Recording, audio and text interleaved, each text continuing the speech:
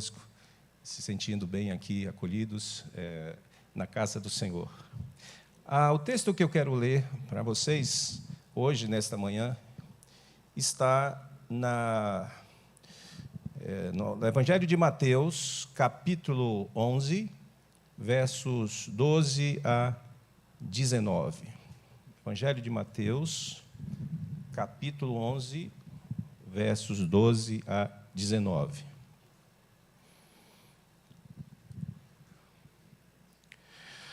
Diz assim a palavra de Deus na versão Nova Almeida atualizada. Desde os dias de João Batista até agora, o reino dos céus sofre violência, e os que usam de força se apoderam dele. Aliás, se a sua Bíblia não tem essa versão, não tem problema. Isso não quer dizer que está errado ou não está, certo? Mas são revisões da Bíblia, sempre procurando atualizar a palavra de Deus para nós. Porque todos os profetas e a lei profetizaram até João. E se vocês querem reconhecer ele mesmo, Elias, que estava para vir, quem tem ouvidos para ouvir, ouça. Mas a que compararei esta geração? É semelhante a meninos que, sentados nas praças, gritam aos companheiros: nós tocamos flauta, mas vocês não dançaram, entoamos lamentações, mas vocês não prantearam. Pois veio João, que não comia nem bebia, e as pessoas dizem: ele tem demônio. Veio o Filho do Homem comendo e bebendo, e as pessoas dizem: eis aí um glutão, e bebedor de vinho, e amigo de publicanos e pecadores. Mas a sabedoria é justificada pelas suas obras. Bem, esse texto aí, você acompanha, inclusive, depois é bom ler o verso 1 até aí também, porque Jesus está falando de João Batista, certo? Falando justamente daquele que foi o seu precursor, João, né? Inclusive, ele tinha um parentesco com Jesus, né? João Batista, ele era primo, não é isso? Filho de Isabel, irmã de Maria. E João foi o precursor de Jesus, ou seja, ele veio anunciando Jesus antes que Jesus se apresentasse publicamente no seu ministério de 3 anos. E interessante que esse texto que você tem antes aí, desse verso 12 que nós lemos, que começa com o verso 1, fala que isto aconteceu, essa fala de Jesus aconteceu quando João já estava preso, prestes a ser decapitado.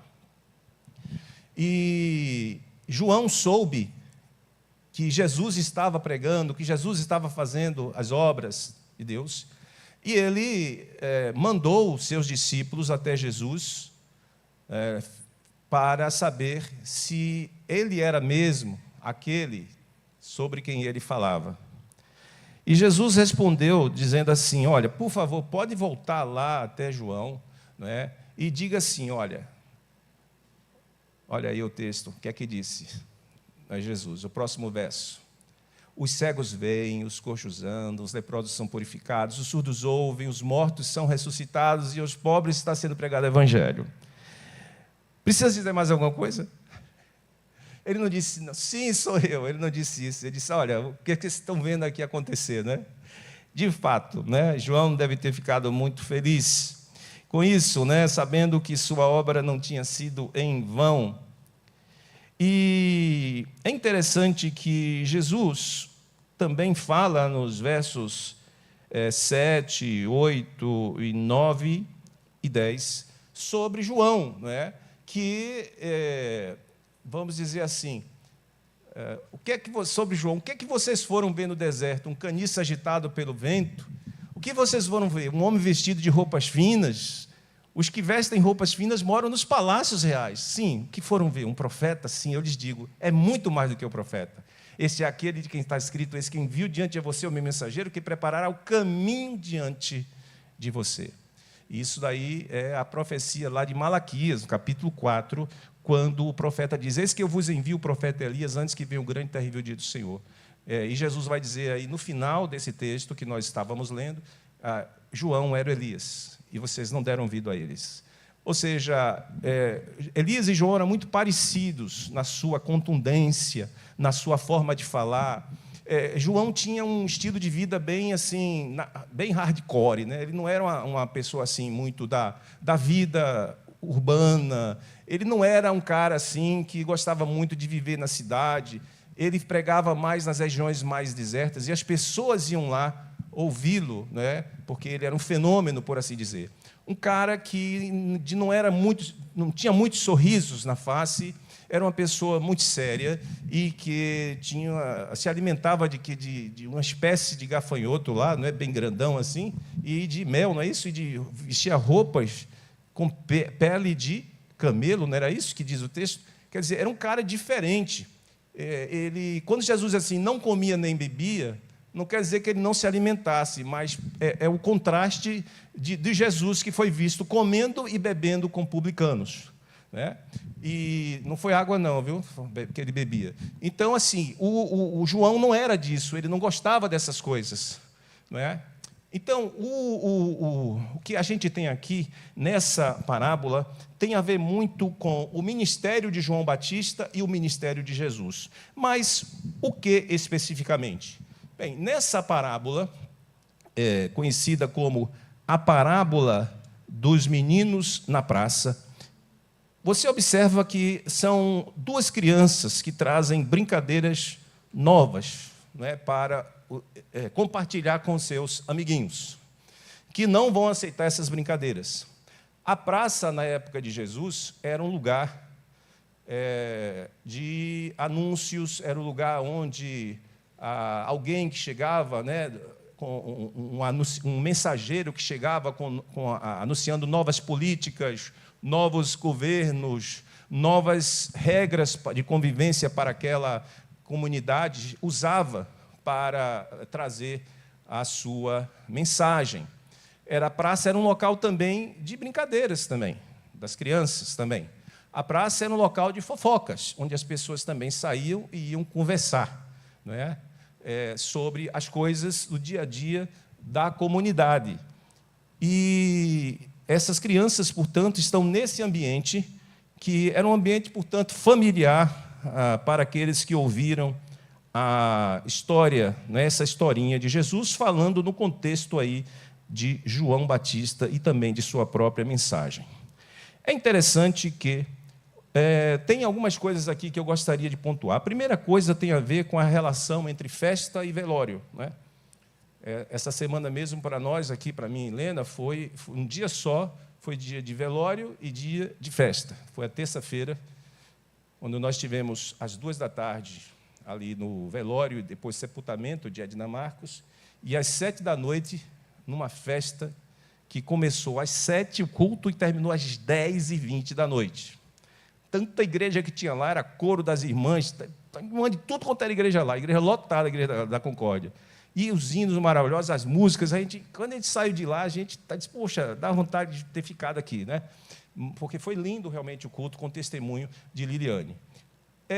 Mas, nesse sentido, observe que os meninos chamaram os outros garotos e disseram assim: nós tocamos flauta, mas vocês não dançaram.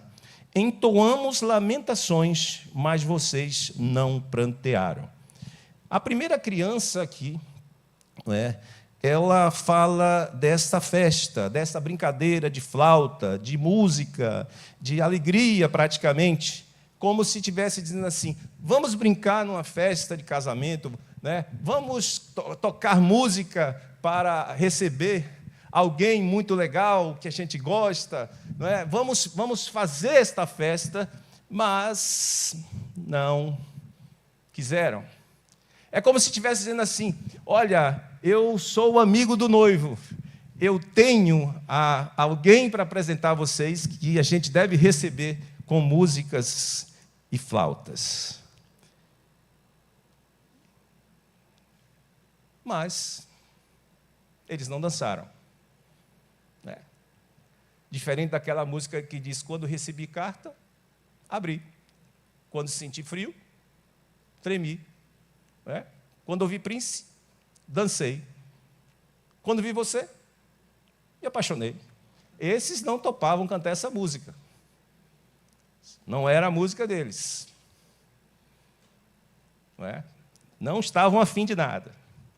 Aí qual foi o outro menino? O outro menino disse: entoamos lamentações, mas vocês não prantearam. Pois é. Entoamos dores, entoamos sofrimentos, entoamos morte, mas vocês não prantearam. A morte do Filho de Deus. Você tem aí, interessante, 2 missões. Uma de novas de alegria. João Batista preparou o caminho do Senhor, não é?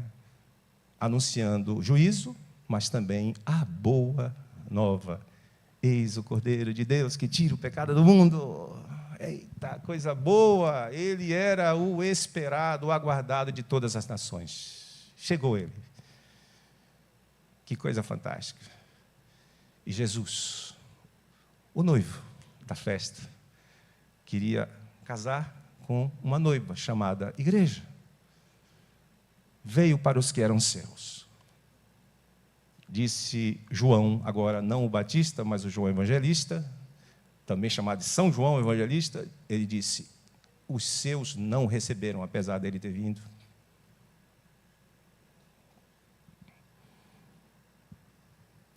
Jesus foi rejeitado por todos os grupos religiosos da época. Por isso diz: tocamos flauta e vocês não dançaram. Trouxemos lamentações, mas vocês não choraram. O outro tópico que eu gostaria de falar está no verso 18. Pois veio João, que não comia nem bebia, as pessoas dizem: ele tem demônio. Veio o Filho do Homem comendo e bebendo, e as pessoas dizem: eis aí um glutão e bebedor de vinho, amigos de publicanos e pecadores. Interessante. João contido. João mais circunspecto a uma comunidade de discípulos no deserto. Jesus na mesa da festa, com os publicanos e pecadores. Quem eram os publicanos? Os cobradores de impostos da época, judeus que cobravam impostos dos judeus para entregar ao governo romano. Odiados, como, por exemplo, Mateus, também chamado de Levi, Levi também chamado de Mateus. E os pecadores, quem eram eles? Bota aí tudo no bolso, aí, no bolo, melhor dizendo. Prostitutas, mulheres adúlteras, pessoas pobres, miseráveis, talvez até pessoas de índole nada agradável, nada boa. Jesus disse: eu vim para os doentes. E com esses Jesus sentava à mesa, comia e bebia com eles. Será que Jesus ia ser aceito pela gente hoje? Se a gente... Imagine você desse quadro. Você diria assim: Jesus, né? Jesus, vendo o Mestre, o Senhor que te salvou na cruz, comendo e bebendo com pecadores. Quem com porcos se mistura, farelo come, eu diria, e você talvez. E disseram: é um beberrão, amigo de publicanos e pecadores, é um glutão e beberrão de vinho. João tem demônio, porque é estranho, está lá. Jesus é beberrão, glutão, amigo de pecadores. Sabe o que isso quer dizer? É que as pessoas não querem nada com nada. Não importa se você é de um jeito, eles vão dizer, é porque é desse jeito. Se você for de outro jeito, eles vão dizer, é porque é desse outro jeito. É que as pessoas, ele disse, essa geração, elas, de fato, não queriam se comprometer. Jesus compara, portanto, como essa geração a crianças, imaturas, sem responsabilidade, que a criança, né, somos nós os responsáveis por elas. Se deixar elas fazerem o que elas querem, você sabe o desastre, né? Você vai ter um pequeno tirano e, no futuro, um grande problema na sua família. São como crianças, essa geração que Jesus se referia. Não querem nada com nada. Em poucas palavras, nessa parábola tão pequenininha, Jesus sinalizou como esta geração era de dura cerviz. E talvez até pessoas que não se moviam, não se mexiam com nada. Talvez até bem indiferentes ao clamor do Evangelho. Mas, certamente que o aspecto aqui é justamente desta geração que não quer nada com nada e que tem boas explicações para isso. A terceira coisa que eu fico pensando aqui sobre o texto é, de fato, o que é que Deus está dizendo para quem ouviu Jesus falar e quem ainda lê esse texto. Veja que no verso 19, Jesus vai falar uma coisa muito interessante que pode nos encaminhar. Quando ele diz assim, veio o filho do homem comendo e bebendo, e as pessoas dizem, eis aí um glutão, bebedor de vinho, amigo de publicanos e pecadores. Terminou? Não. O que é que tem no finalzinho aí? Ele diz, mas a sabedoria é justificada pelas suas obras. Você conhece a árvore boa pelo fruto, não é assim que diz a Bíblia? O próprio Evangelho de João já também nos fala assim, não o João Batista, mas o João Evangelista. A sabedoria ela é conhecida pela sua eficiência naquele em quem ela opera. Então, o que está sendo dito é justamente isso, que as pessoas sábias, que podem fazer as escolhas corretas, elas são sábias em si, porque não é porque elas têm qualquer acúmulo de conhecimento na cabeça. Elas são sábias porque sabem fazer escolhas que Deus aprova e que Deus quer. Preste atenção no que Deus tem trazido até nós. Ele enviou profetas que profetizaram sobre a sua vida. Ele enviou sábios, talvez pessoas que possam ter chegado a você e ter trazido uma palavra de sabedoria, uma palavra de Deus, no momento que você estava precisando. Ele enviou músicas, como essas que nós cantamos. Não temos flauta, mas temos canções que falam de uma experiência forte, de uma palavra de Deus, uma palavra de paz, de uma palavra de exortação, muitas vezes, que nós precisamos, e nós saímos muitas vezes daqui desse culto, pensando naquilo que ouvimos, mas também naquilo que cantamos. Que bom que isso acontece.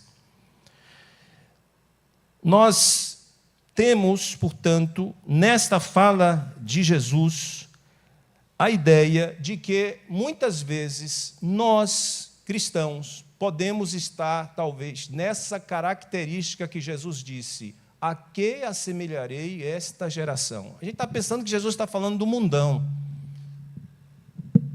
mas ele pode também estar falando para a gente, cristão ou cristãos. É interessante que muitas vezes nós conseguimos arranjar algumas evasivas, justificativas para não seguir a Jesus e também não fazer a obra dele. E uma delas, e eu falei aqui certa vez sobre os desigrejados, é que nós, muitas vezes, apontamos para o outro irmão, porque ele é assim, ele é assado, não é? E por isso não estou mais gostando de estar aqui. Aí depois vem um outro que é o oposto dele, não é? Mas também não gosto muito também daquilo ali, a forma como aquele irmão faz. Aí, qual é o movimento aí? Você já sabe o que é que vai acontecer.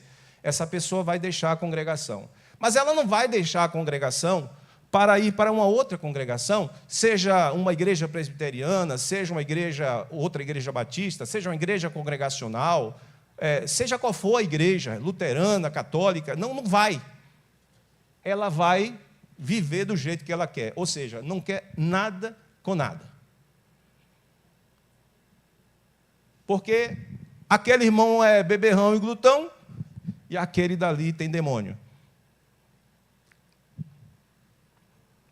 Aliás, certa vez eu vi uma leitura, né, do dia do pastor, diz que o pastor não consegue agradar ninguém. Se ele não se veste bem, eita, o pastor é muito desleixado.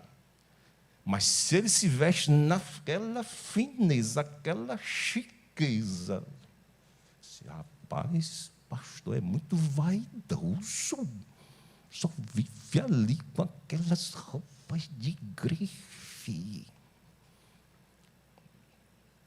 Se prega muito, esse pastor demora de falar. Se não prega muito, ele diz, foi tão rápido, esse pastor não tem conteúdo. Ué. Se visita muito, ele diz, esse pastor não tem o que fazer, não. Se não visita muito, eu disse, rapaz, esse pastor não gosta das ovelhas. Não dá para agradar a todo mundo.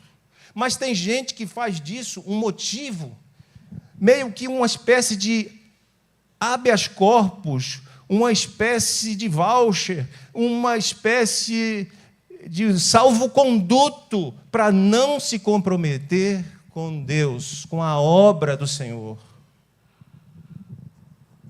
Quantas vezes isso ainda vai acontecer? Esse comportamento daquela geração traz à memória aquela geração de Israel que deixou a escravidão no Egito e foi caminhar no deserto. Veja bem, se desse tudo certinho, se o pessoal se comportasse direitinho, a caminhada do Egito, parando ainda para descansar, para dormir, não sei o que e tal, até chegar à Terra Prometida, não chegaria a 1 ano.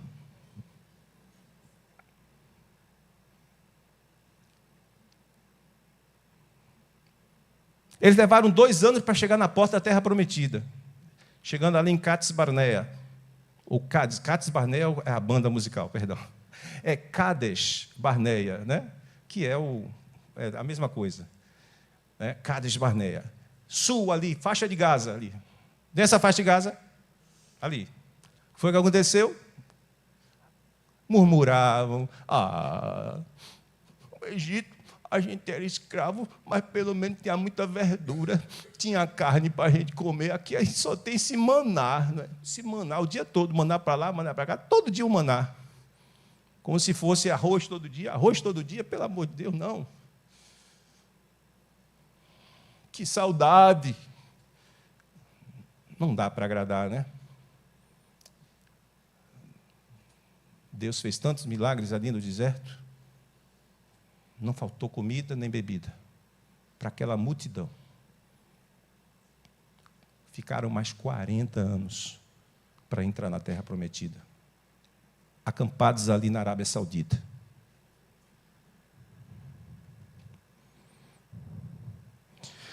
Números 14, 32 a 34 traz essa história de rebelião, de reclamação.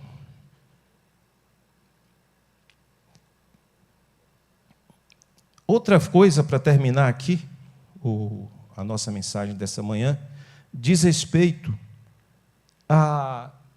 às nossas reclamações.